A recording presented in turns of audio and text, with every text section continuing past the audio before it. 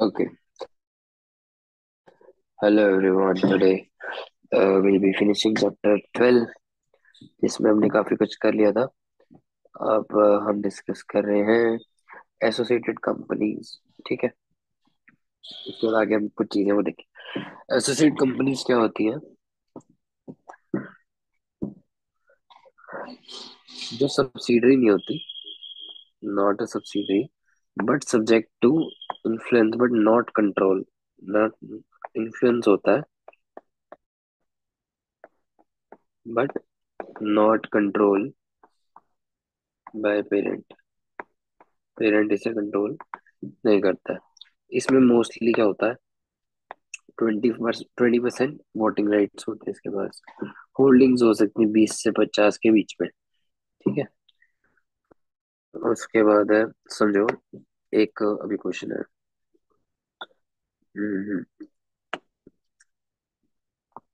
यहाँ एक खाली पेज पे करता हूँ इसे। देख लो।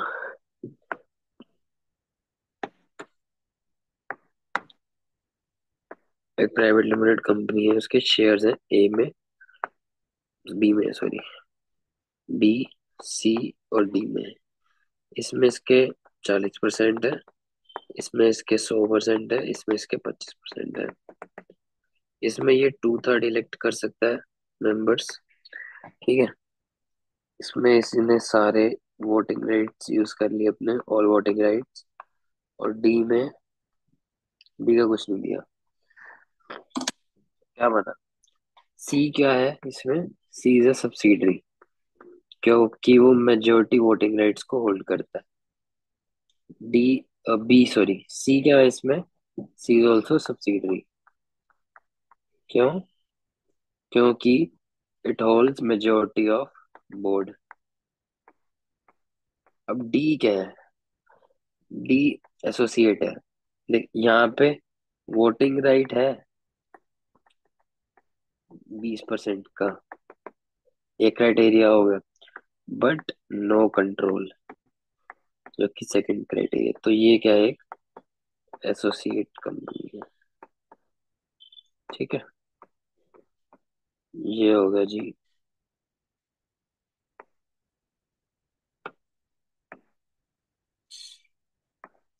ये तो समझ आया। हम्म। उसके बाद है, group has no legal entity. It is impossible to enter into contract with a group. Any relation will be one or more of group members. There, it would be possible for a group member to apply without receiving any support from other group members. ठीक है। Group has no legal entity.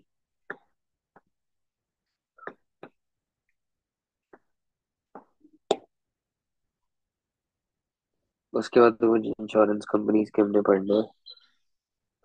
Insurance company का पहले बात तो principal के special features का ये पता नहीं।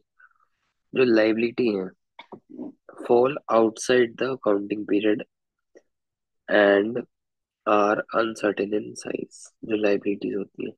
अगला, premature transfer of profit of shareholders में endanger financial stability of company and ability to meet future liability. ठीक है, ये इसके स्पेशल फीचर्स होते हैं ये।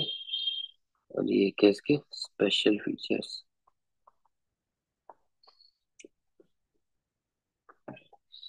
उसके बाद है estimation of time of profit.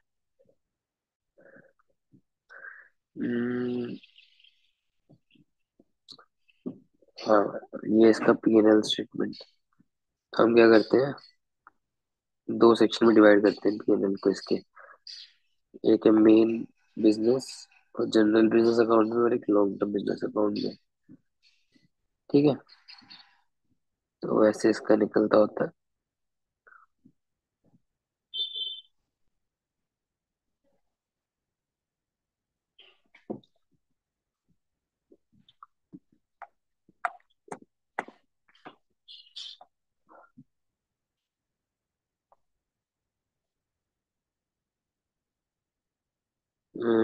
Minus profit, एक second.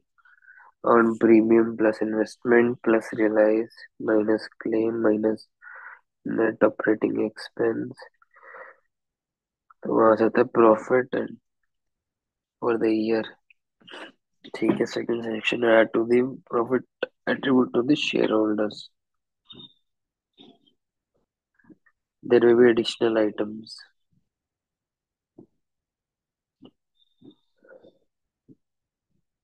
The balance on revenue account can be transferred of P&L.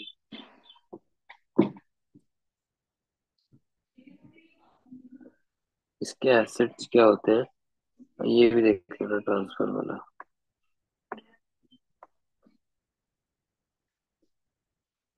ये सेव करके रख लेते हैं।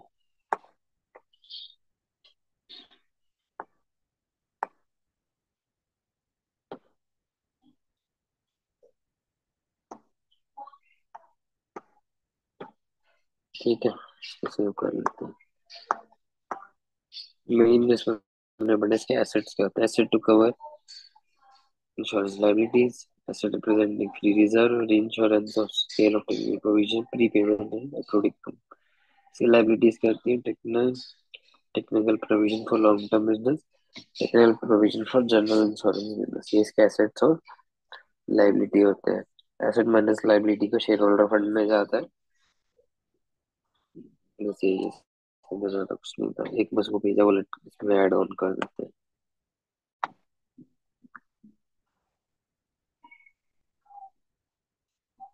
ठीक है, इसको ऐड ऑन कर देते हैं यहाँ पे। ये इंश्योरेंस का था।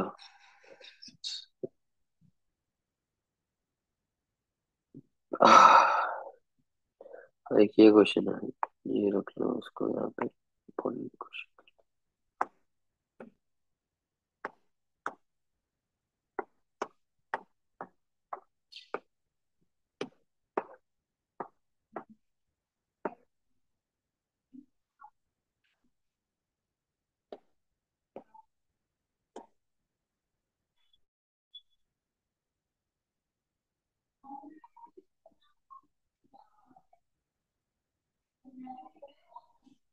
चलो, अब बैंक्स का। Bank can earn profit by earning more interest on their asset they are required to pay. And financial difference is called the net interest spread or the net interest margin। ठीक है, bank will earn profit from other activities called as non-interest income। ठीक है,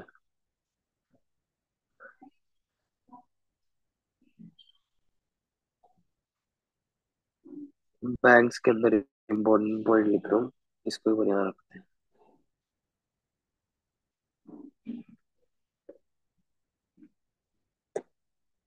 देखो, bank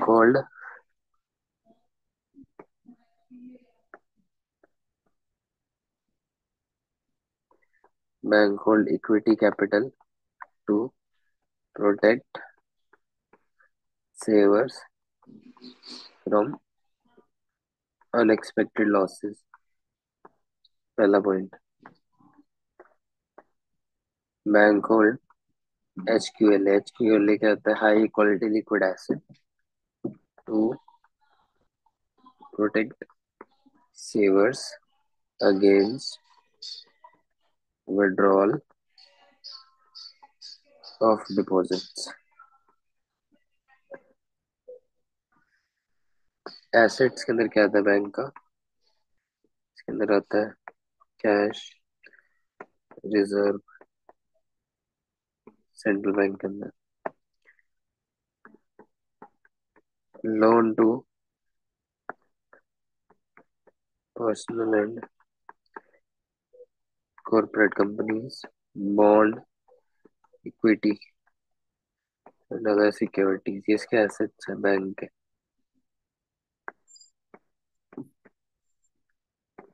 liabilities क्या है इसकी, deposit made by personal and corporate customers, wholesale funding and bank capital।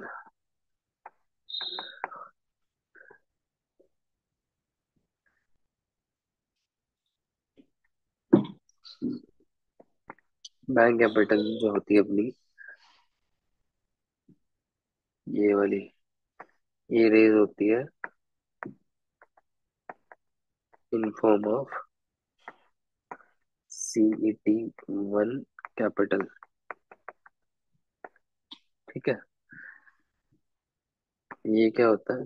Used to absorb losses including credit loss on loans, market loss on investment in bond, equity and other security. हाँ, अब ध्यान रखना कि low capital ranks better the capital is, which is equally equity capital regard as CET1 or Tier 1 cap in regulatory eyes। ठीक है। एक हमें कुछ रेशियोज भी पढ़ेंगे हम। सबसे पहले ये है CET1 कैपिटल।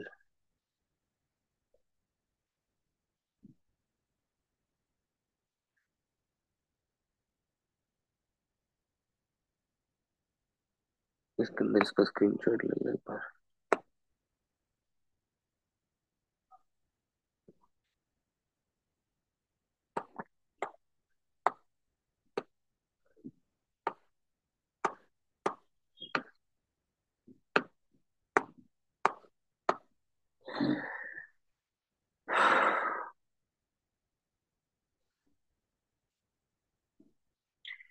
बैंक की दो तरह की इनकम आती है, नॉन इंटरेस्ट और नेट इंटरेस्ट। ये यहाँ पे है।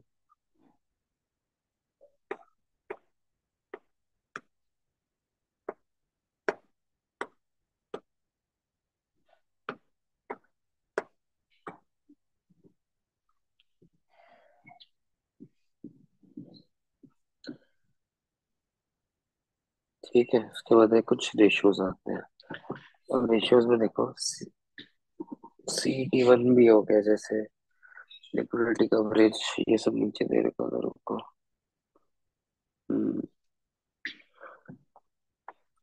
वैल्यूज लिख रहा हूँ, मस्ट बी एटलीस्ट 7%। ठीक है। Liquid coverage must be at least 100। Loan to deposit, अगर ये हाई रेशियो है इसका, means show reliance on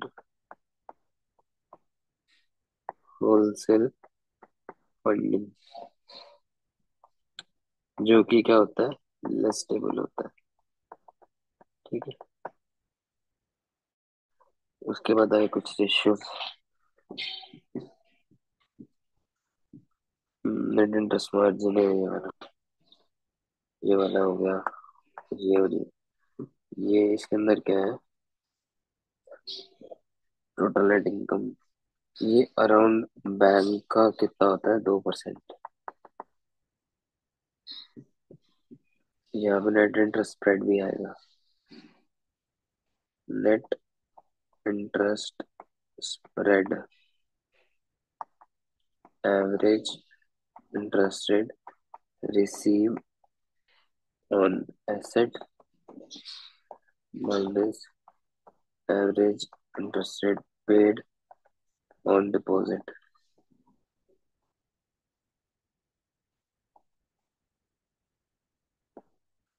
bank का जो NIS होता है और NIM होता है, फ्लक्चुएट होता है over business cycle. Cost to income ये अराउंड कितना था, 60 to 70%।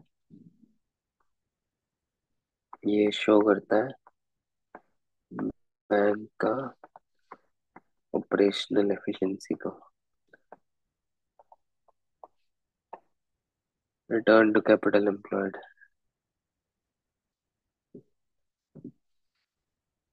Focus on CET1 capital, की मेजर होता है ये ऑफ बैंक्स परफॉर्मेंस।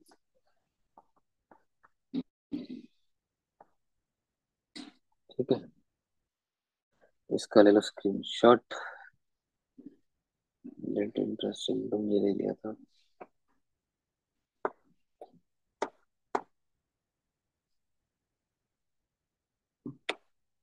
एक सेकंड, थोड़ी सी गलती है यहाँ पे।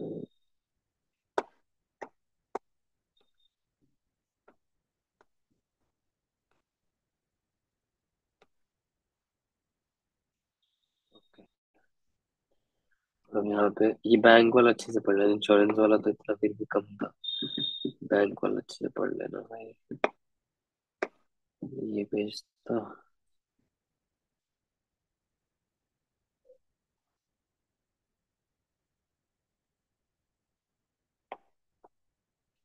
पेज 1 टैच, ये इम्पोर्टेंट है। इम्पोर्टेंट नीचे नेट इंटरेस्ट और एक चीज और स्टिकर में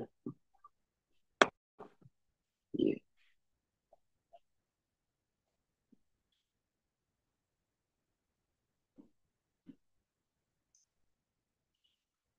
ठीक है,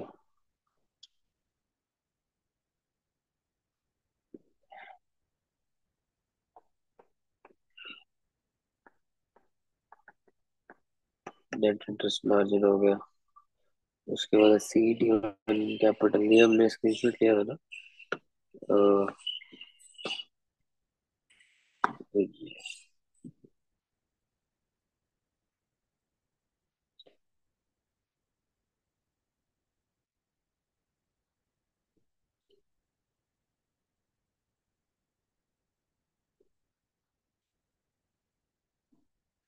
ठीक है।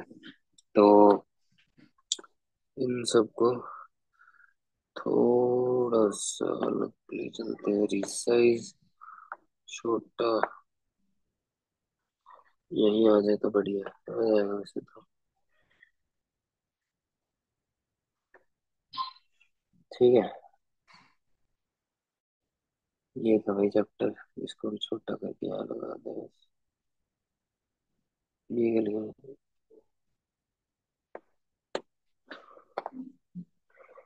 हटा दें।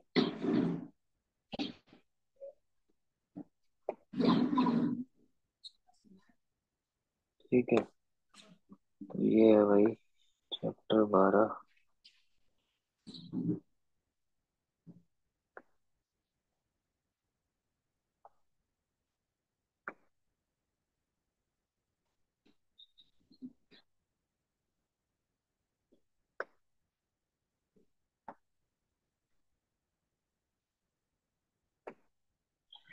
लो जी, ये था भाई चैप्टर 12।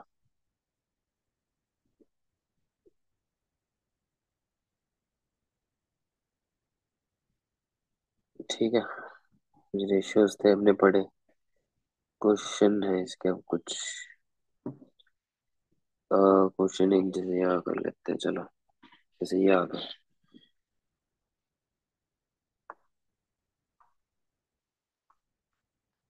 ये बोल्ड क्वेश्चन है।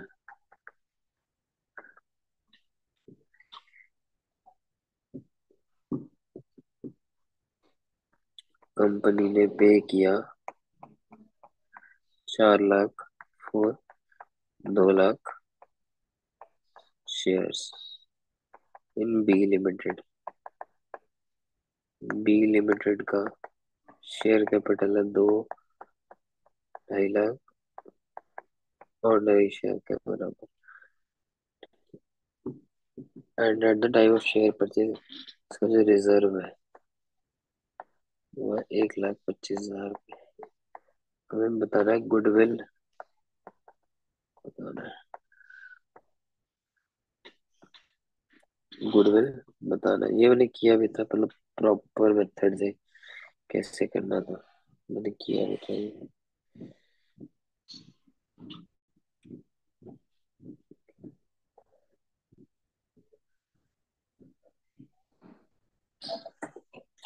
एक सेकंड, ये देखना पड़ेगा मेरे को।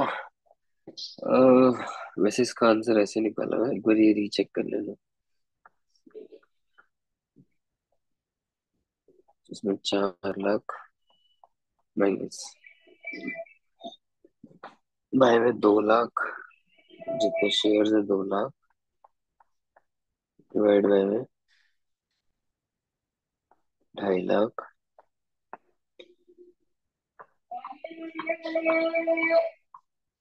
ये है उसका share capital, into 25K plus 1,25,000। इसको करोगे तो आएगा 1 लाख रुपया गुडविल। बाकी तो नॉर्मल क्वेश्चन है, इसी के देख सकते हैं। ठीक है, ये था, ये हमने कर रखा है प्रिंटेड शीट में। ठीक है, तो ये था भाई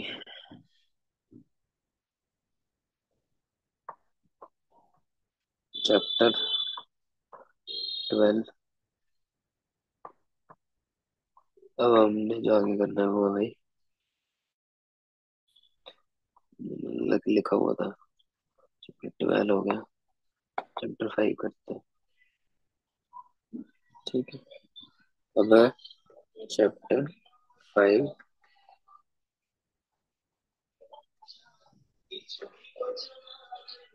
लॉन्ग टर्म फाइनेंस।